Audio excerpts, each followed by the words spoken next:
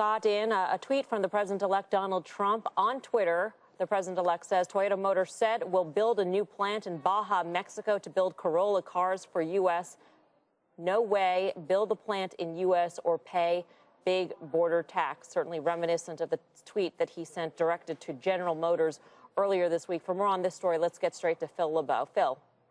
And Melissa, this is very clear. You combine this with the General Motors tweet earlier this week from the president-elect.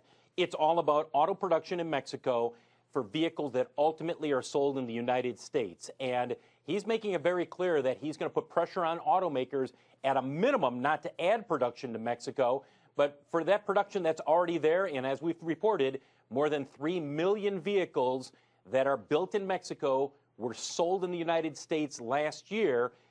It's very clear. He's warning that there will be a border tax coming. Now, how that'll look, what it'll be, how it'll impact the parts suppliers as well as the automakers remains to be seen. But, I mean, it's very clear. This is all now about NAFTA auto production and how that impacts automakers and parts suppliers.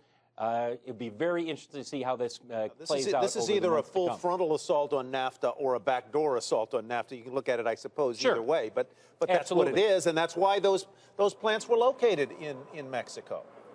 Right. They got absolutely free trade. Absolutely. Look, it's lower cost, and from there, we've talked about this before. It's not the primary reason, but Mexico has more free trade agreements with countries around the world than any other country.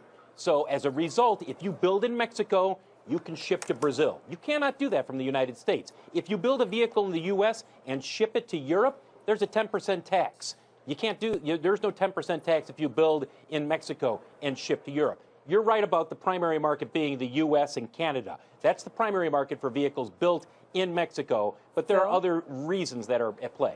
Phil, Michelle here at the NYSC. It's not just Donald Trump who's calling for a border tax. When you read the GOP plan, The Better Way, and they talk about tax reform and all these, the corporate tax reform is very explicit that they want to do. If you export from the United States, your corporate tax rate will fall to 0, and anything you import, you're going to pay 15 to 20%, depending on what the ultimate number is. I mean, this is something that's coming to every single industry if the GOP gets its way, and if this is what Donald Trump is talking about, that we don't have clarity on that at this point.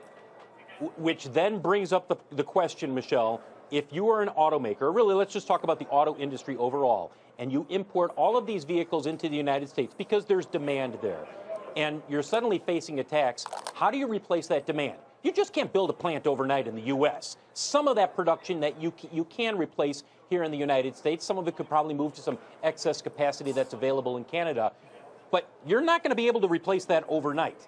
And also, you face the question, do I want to build a plant in the United States where the costs are higher?